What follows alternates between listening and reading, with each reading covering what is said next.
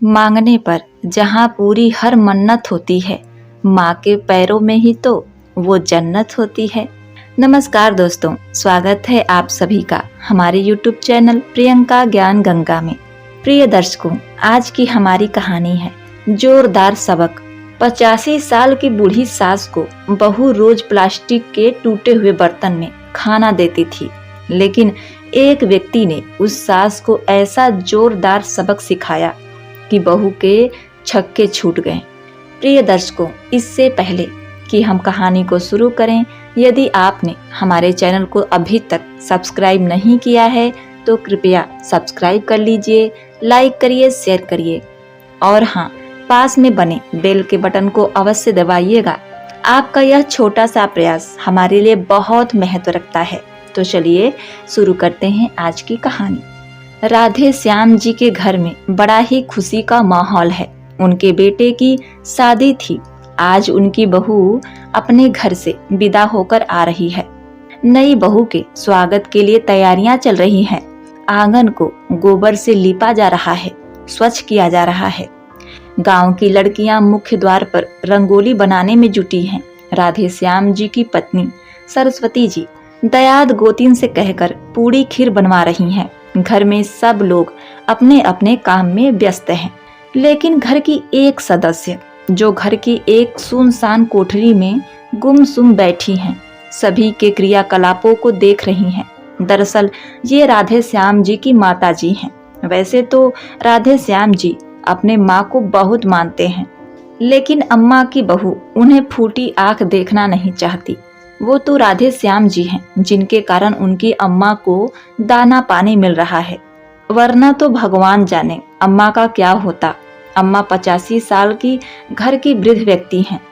उनका बेटा राधे श्याम, बहू सरस्वती, पोता विकास, पोती पीहू जिसकी शादी हो चुकी है, और अब एक नई बहू उनके पोते की पत्नी घर में आने वाली है। वैसे तो राधे श्याम जी कोई भी नौकरी नहीं करती। वे अपने परिवार के साथ गांव में रहा करते हैं और खेती बाड़ी का काम करते हैं। उनको 10 बीघे का जमीन है, किसी चीज की कोई कमी नहीं है। लेकिन न जाने क्यों सरस्वती जी अपनी सास पर हमेशा अत्याचार करती रहती हैं। अपने सास को खरी खोटी सुनाती हैं, उनको टूटे बर्तन, प्लास्टिक के बर्तन में खाना देती हैं। बात करें सरस्वती जी की तो बस उनका नाम ही सरस्वती है, लेकिन भाषा और बोली में जरा भी मीठापन नहीं। खैर, वो समय भी आ जाता है जब रूबी दुल्हन बनकर राधे श्याम जी के घर आती है। सारी रस्में की जाती हैं, बहू को सबसे मिलाया जाता है, लेकिन बूढ़ी अम्मा को रूबी नई बहू से किसी ने नहीं मिलवाया। सरस्वती जी तो बूढ़ी अम्मा से रूबी को मिलवाना जरूरी नहीं समझती हैं। इधर अम्मा अपने गले का हंसुली एक प्रकार का चांदी का भारी भरकम नेकलेस होता है, जो गांव की पुरानी महिलाएं पहनती हैं। अम्मा ने पुरानी हंसुली को अपने तकिए के नीचे छिपा कर रखे हुए थी। अपने नई बहू के लिए रूबी को बूढ़ी अम्मा को मुंह दिखाई करने के लिए इंतजार करते करते सुबह से शाम हो गई, लेकिन किसी ने नहीं कहा, अम्मा चलिए अपनी नई बहू को देख लीजिए। अम्मा को ठीक से चला भी नहीं जाता। एक व्यक्ति उनका हाथ पकड़कर कहीं ले जाया करता है। बेचारी कैसे जाती। इंतजार करते करते किसी प्रकार से छड़ी के सहारे और दीवार के किनारे को धीरे धीरे पकड़ते हुए अम्मा आंगन में आ पहुंची। साड़ी के पल्लू से अपने उपहार को ढके हुए थीं। अम्मा को आंगन में देखते ही सरस्वती जी गुस्से में आग बबूला हो जाती हैं और कहती हैं, अच्छा आ गई आप निहारने, चैन नहीं मिलता है ना? अरे कमरे में चुपचाप बैठती तो क्या जाता। ये बुढ़िया ना मेरा जीना हराम कर रखी है। क्या चाहिए आपको? डरी सहमी अम्मा ने कहा, बहू मैं तो विकास के बहू को देखना चाहती हूँ।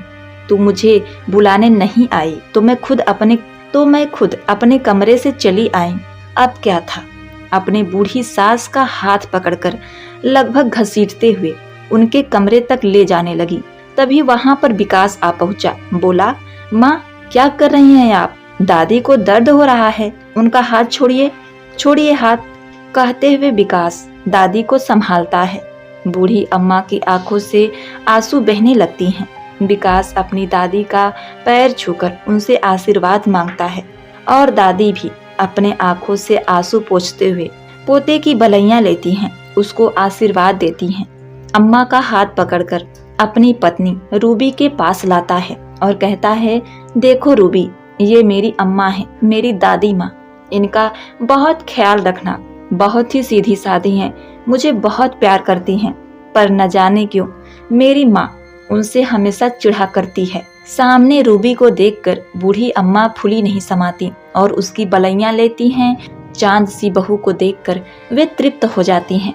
दादी मुस्कुराते हुए अपने आंचल से अपने हंसुली को निकालती हैं और उस बहू को थमा देती हैं। कहती हैं, बेटा सदा सुहागन रहना, अपने सास ससुर का सदा देखभाल करना, उनकी सेवा करना। बेटा विकास, मुझे मेरे कमरे में छोड़ दो, मुझे अब आराम करना है, मैं थक गई हूँ। अगले दिन सरस्वती जी ने अपने बहू रूबी से कहा, बहू बुढ़िया को इसी कप में चाय देना, और चाय जब सब कोई पी ले, लास्ट में जो रहे पतीले में उसमें पानी डालकर बस छान देना, इससे ज्यादा कुछ करने की जरूरत नहीं है। रूबी ने कहा, माँ जी, दादी के लिए ऐसा आप क्यों कह रही हैं? तुम चुप रहो, तुम्हें जितना बोला गया है उतना करो। सरस्वती जी की बात सुनकर रूबी हैरान रह गई। फिर उसने देखा कि उसकी माँ जी किचन से बाहर गई हैं और उसने अच्छे से चाय बनाकर एक अच्छे से कप में दादी को चाय दे आती है।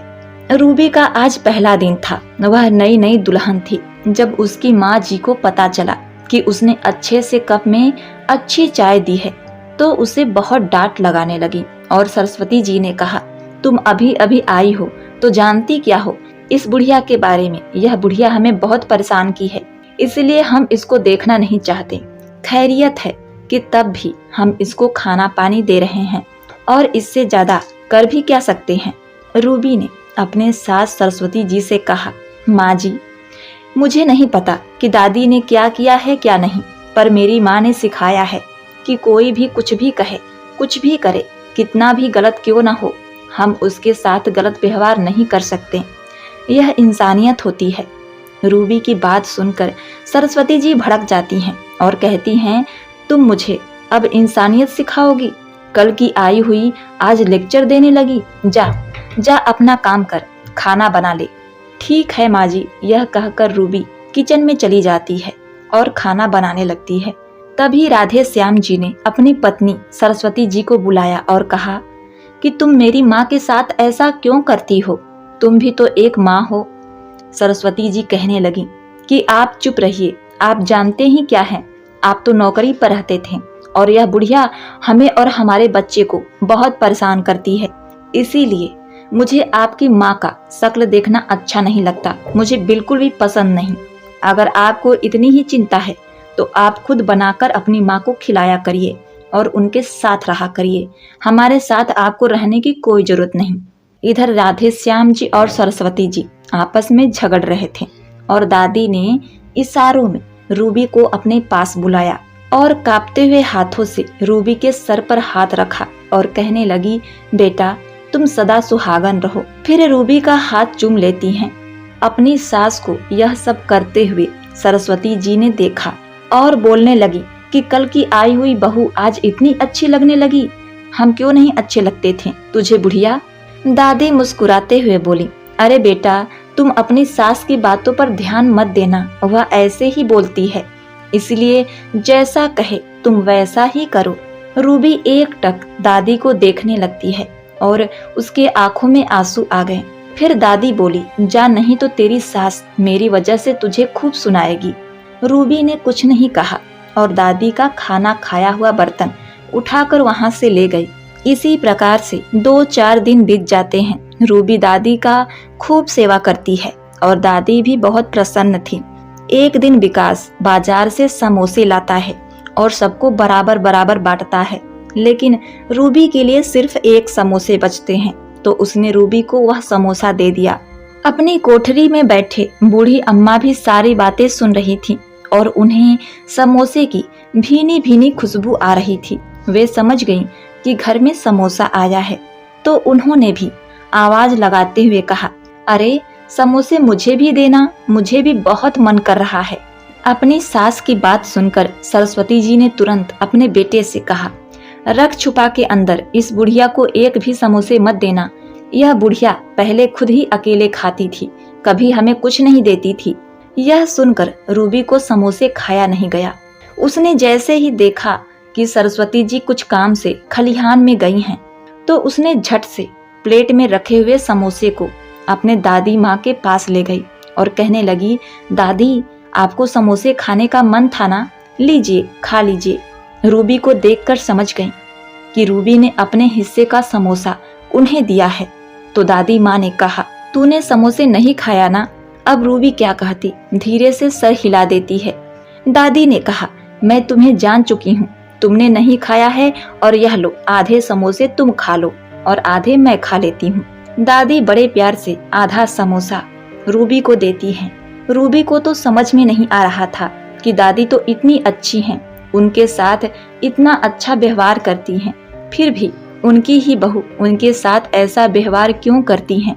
एक दिन रूबी दादी के बालों में तेल लगा रही थी, तो उसने पूछ लिया, दादी माँ जी आपके साथ ऐसा व्यवहार क्यों करती हैं।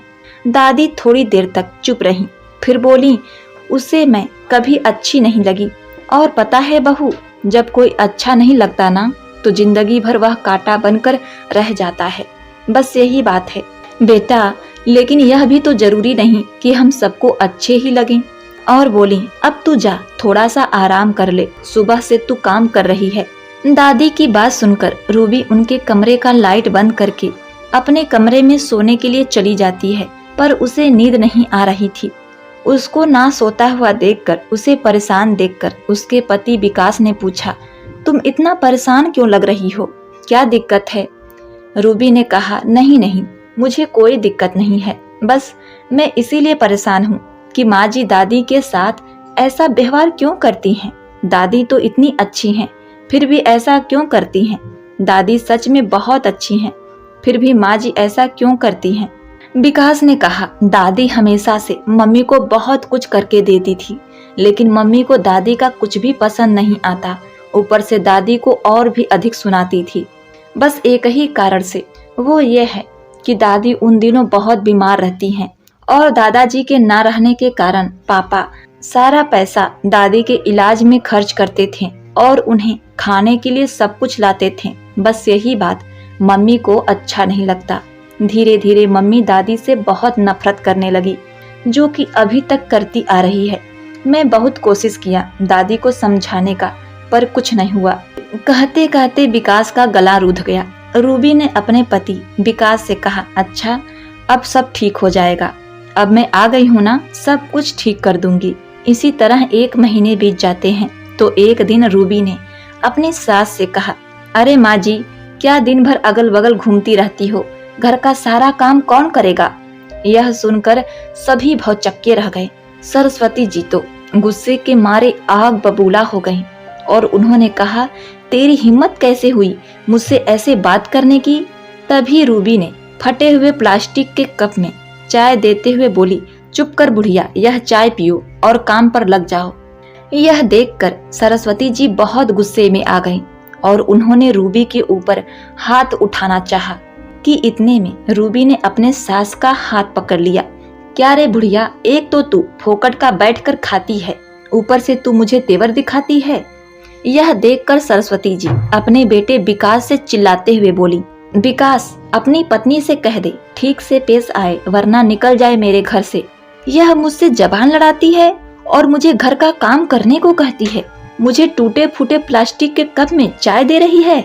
आज तक मैंने कोई भी काम नहीं किया, मैं रानी की तरह रहती हूँ और आज कल की आई हुई मेरे सर पर नाचेगी।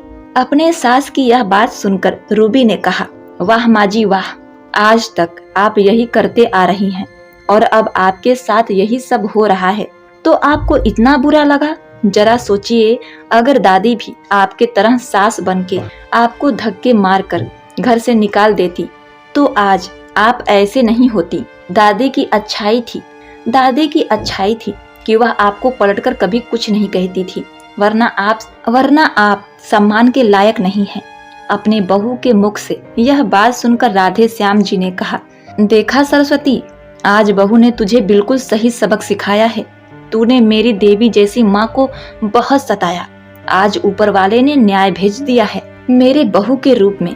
यह कहते कहते राधे श्याम जी की आंखों में आंसू आ गए और उन्होंने अपनी माँ को गले लगा लिया। इस पर विकास भी बोल पड़ा, हाँ माँ, तूने हमेशा से दादी के साथ बुरा बर्ताव किया, यही बचपन से देखते आया हूँ। मैं डर से कुछ नहीं बोलता।